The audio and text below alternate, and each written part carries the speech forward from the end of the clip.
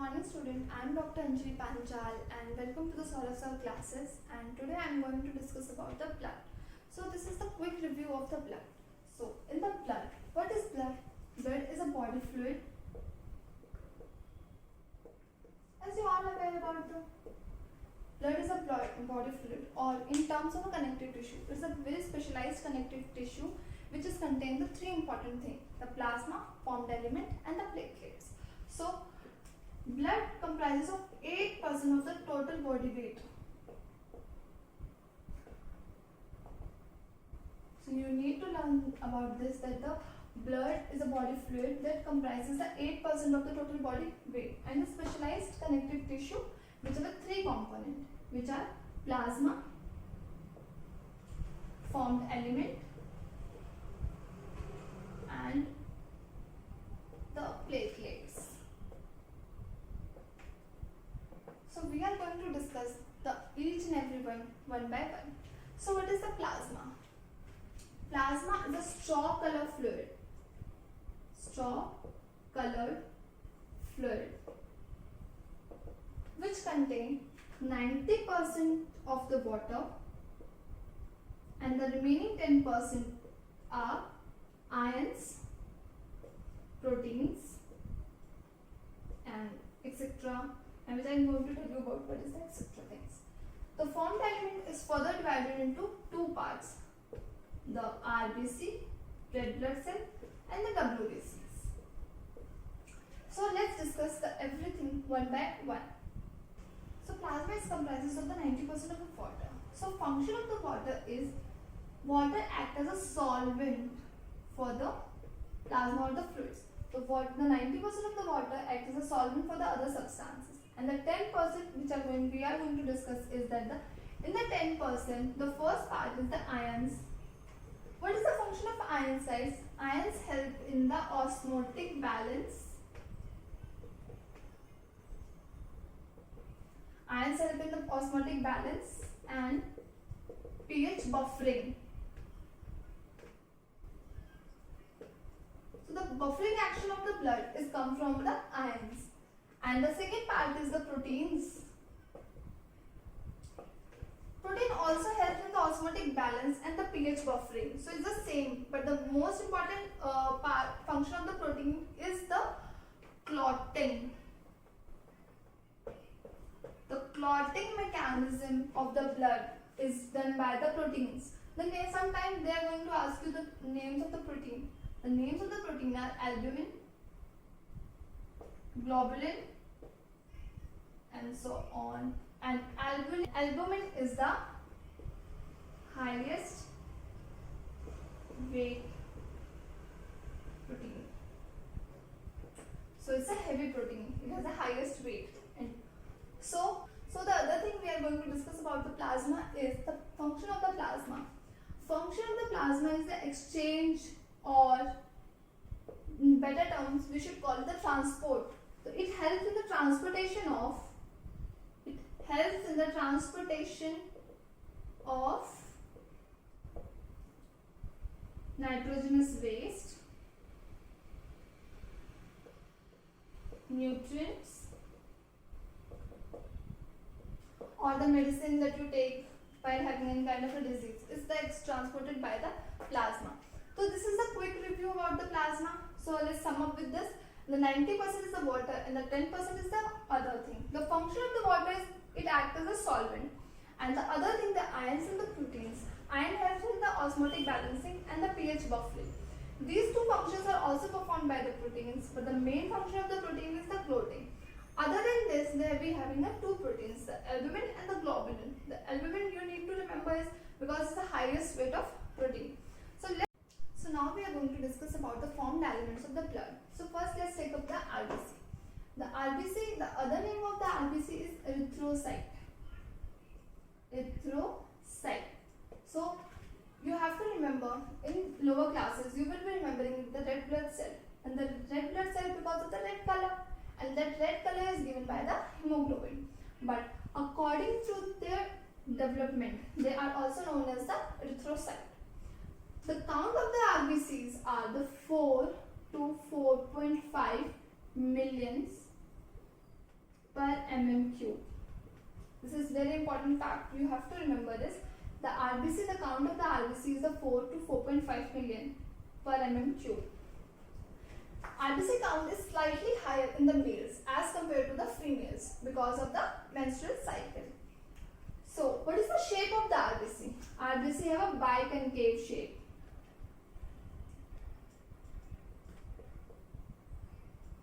RBC have a biconcave shape.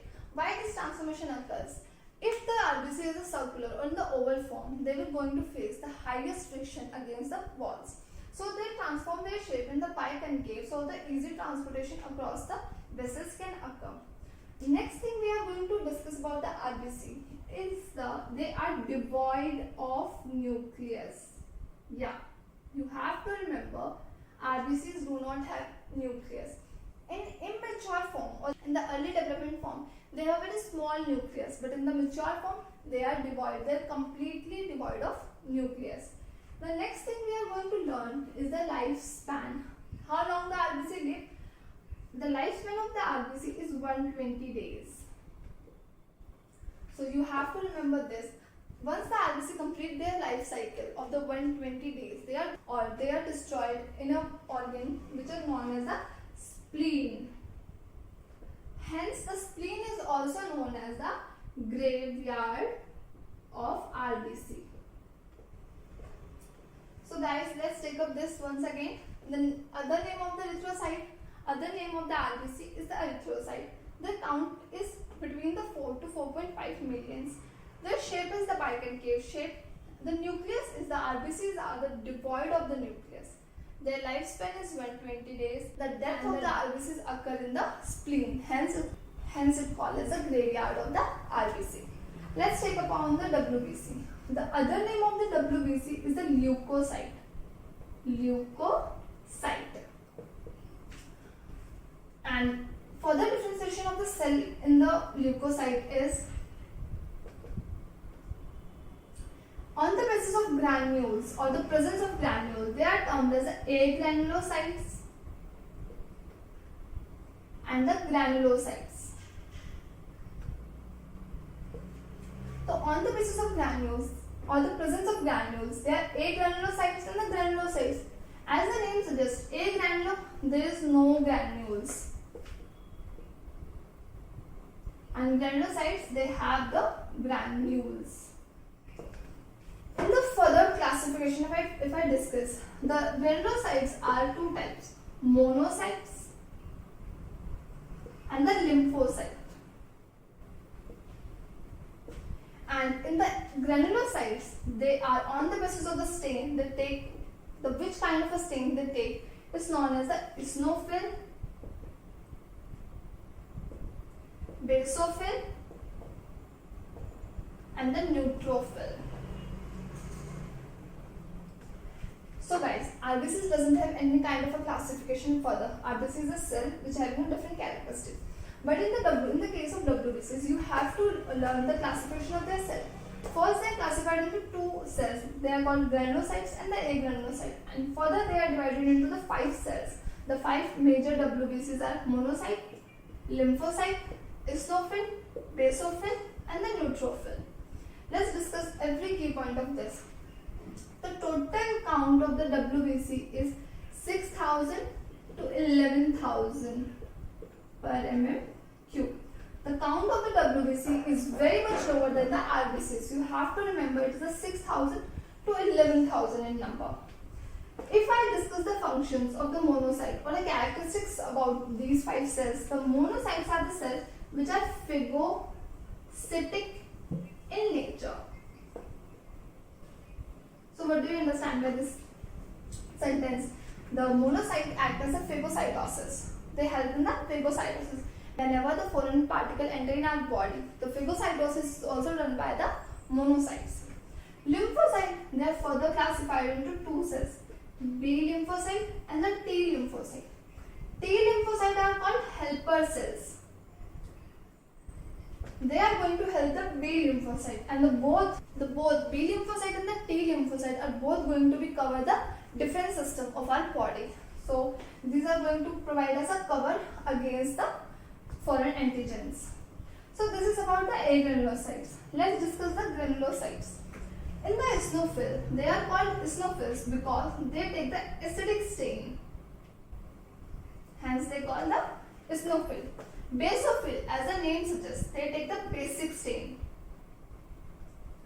And the neutrophils are those cells which do not take any of the stain. So these are the one basic difference between these cells.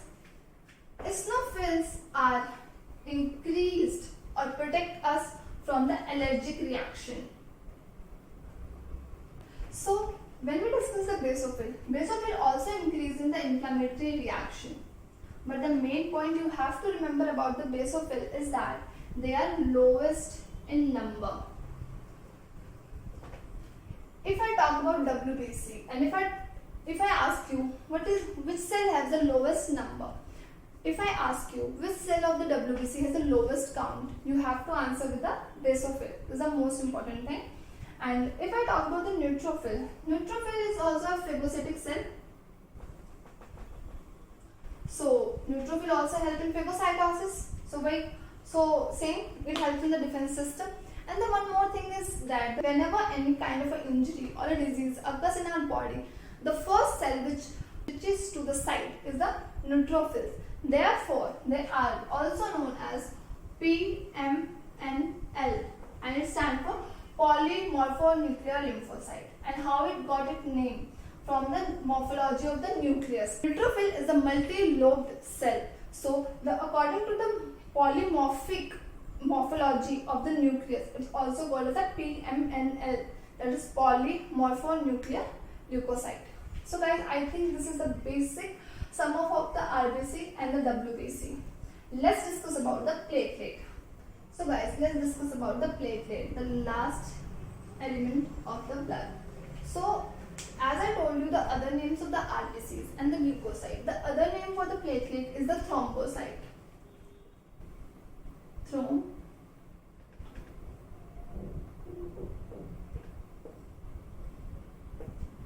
the other name of the platelet is a thrombocyte. The count of the platelet is, you have to remember, is from the 1.5 to 3 lakhs. So the other name of the platelet is a thrombocyte, and the count. These are the most important characteristics of the platelet you have to learn. And then the platelets have the clotting factors. Platelets have the clotting factor which helps in clotting mechanism. So I'm sure you have heard about the clotting mechanism and the clotting. So the clotting mechanism is performed by the platelets. So whenever we get the injury to our vessels, the blood is stopped flowing after a certain time.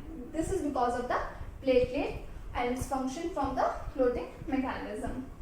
And if we got any kind of a disease, like example, if I talk about especially about the dengue and the malaria.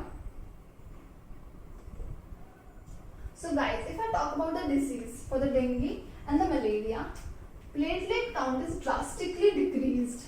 You have heard every time whenever if the surrounding or your relatives get the infection from the dengue and the malaria, you have certainly listened that the platelets are the low. So why this happens? When the patient is get infected from both of the disease or the other disease, platelet count is get decreased, lowering the immunity of the body. And you know, immunity is the most important thing for the body to fight back against the infection. But in these cases, the platelets are decreased and they lose their immunity. So body is unable to resist the infection or to fight back. This leads to the seriousness of the problem. So if they decreased below 20,000, if they decrease below the 20,000, it refers as a serious condition or a fatal condition. So guys, this is the sum up of the platelets. I hope you gonna remember this by these short notes. Let's have discussed the functions of the blood. So from the previous discussion, now I am going to tell you about the functions of the blood. So the first function is the transportation of the dissolved substances. As I told you earlier, the transportation is the main function of the blood. The transportation of oxygen, carbon dioxide, nitrogenous waste, these all are transported by the blood. Red blood cell help in transportation of oxygen and the CO2, and the nitrogenous waste is carried out by the plasma. Second function is the regulation of pH in the iron. I'm sure you are aware about the significance of the pH and the ions. The main thing about the pH is for the process of the digestion or for the neutralization of our body and the functioning in the vital form, it's need to be in the state of the critical pH and the regulation of the ions. So regulation of the pH and ion is done by the blood. Third is the restriction of the fluid loss at the injury site. How? By the platelet or the clotting mechanism. The clotting mechanism helps in the formation of plug at the injury, which restrict the fluid loss at the injury sites. And the third is the defense. I told you about the defensive cells of the blood. The defensive cells of the blood are the lymphocytes or the WBC, helps in the formation of defensive unit. And the last, we are going to talk about the stabilization of the body temperature. Blood helps in stabilization of the body temperature. The human body temperature, the normal temperature is the 37 degree. So blood helps in the stabilization of 37 degree. And the last is the osmotic balance. The presence of 90% of the water in the plasma helps in the osmotic balance. Now we are going to talk about the three terms which are important for you to understand. The first is serum. So what is serum? As I talked to you about the plasma and I told you the plasma have various type of protein and the ions. The one of the protein is the fibrinogen. If the fibrinogen is missing from the plasma, it is known as the serum. And how can it miss? Whenever we got an injury, the blood loss occur. At that point of a time, fibrinogen is the loss. And that point is called as a serum. The black part around your injury is known as a serum. And serum is blood minus fibrinogen. You can remember with this, the blood minus fibrinogen is known as the serum. And fibrinogen is important for the clotting. So it's used up by the clotting mechanism. Hence, the blood without fibrinogen is called serum. The second term we are going to learn is the hemopoiesis. So hemopoiesis refers to a process in which the whole blood formation is occurring.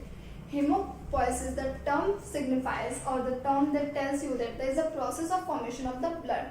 But in case if you heard the erythropoiesis is the formation of the RBC. Erythro word is strictly used for the RBC and the hemo word is used for the blood. And the third term and the last term we are going to understand is the hemostasis. So hemostasis is the process of preventing the loss of blood by the coagulation.